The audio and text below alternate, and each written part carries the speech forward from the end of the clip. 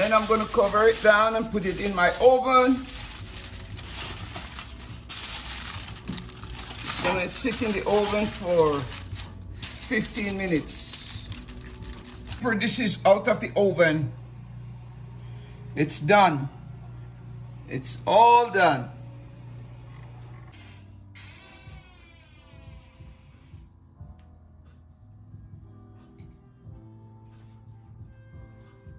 So yes, my people, this is the time for me to taste the pasta, Rasta Pasta.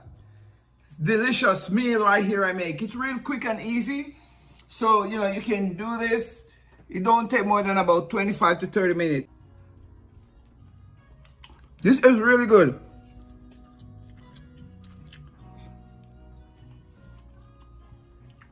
Really juicy and nice.